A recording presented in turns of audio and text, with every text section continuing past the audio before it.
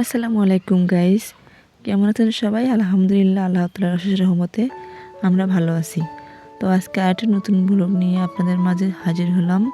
তো আজকে আমরা সিলেট থেকে গ্রামের বাড়িতে যাওয়ার উদ্দেশ্যে রওনা হয়েছি। তো দেখতে দেখতে বেশ কয়েকটি দিন ভালোই চলে গেল, আর এখন আমরা আবার ফিরে যাচ্ছি।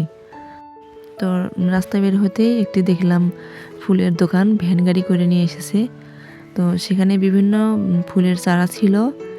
তো এখানে দেখুন ডালিয়া ফুলের চারা, তারপর গোলাপ, গাঁদা, অনেক ধরনের ফুলের চারা, কিন্তু আমাদের এত দূর থেকে নিয়ে যাওয়া সম্ভব নয়। সিএনজিতে ওঠার কিছুক্ষণ পরে একটা আমাদের সামনে দুর্ঘটনা ঘটে গেল। সেটা নিজের চোখে দেখলাম আজকে। একটা সিএনজি একদম কাত হয়ে পড়ে গেছে আমাদের চোখের সামনে। সেখানে মহিলা ছিল, বাচ্চা ছিল, তারপর আর কিছু লোক ছিল, কিন্তু আল্লাহ তাআলার রহমতে বড় ধরনের কোনো ক্ষতি হয় নাই, শুধু হাত পা ছুলে গেছিল এই অবস্থা। আর সিএনজিটা ছিল হয়তো মোটরসাইকেলের সাথে ধাক্কা লাগার কারণে উল্টে গিয়েছিল আর কি। তো নিজের চোখের সামনে এরকম দুর্ঘটনা আমার কখনো দেখা হয় নাই। দেখার পর ভয়ে একদম আটকে উঠেছিলাম। তারপর তাড়াতাড়ি করে সিএনজি থেকে নামছি।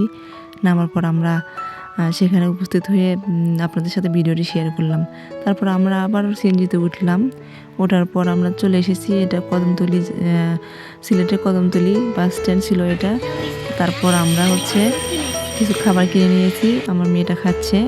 তারপর আমরা এখন বাসে চড়বো, আমাদের বাসটা চলে এসেছে। আর বাসে চড়ার পর একটু মোবাইলটা চালু করলাম আপনাদেরকে দেখানোর জন্য। এটা ছিল যমুনা সেতু, এখন বাজে রাত 3টা। তো এখানে এসে টোল দিতে হয় যমুনা সেতু ব্রিজের উপর উঠতে গেলে। তারপর কিছুক্ষণ পর আবার বাসটা ছেড়ে দিবে। তো ভিউয়ার্স, আমার ভিডিওর কোনো অংশ থেকে যদি আপনাদের কাছে ভালো লেগে থাকে তাহলে অবশ্যই চ্যানেলটি সাবস্ক্রাইব করে দিন।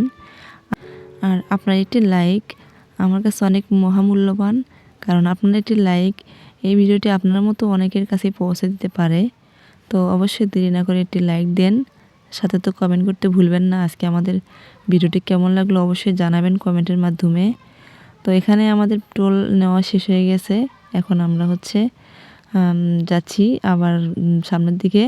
তো এটা ছিল যমুনা সেতু ব্রিজ, রাতের বেলা ছিল। তো গাইজ, ভিডিওটা আজকে এই পর্যন্ত। সবাই ভালো থাকবেন। আসসালামু আলাইকুম।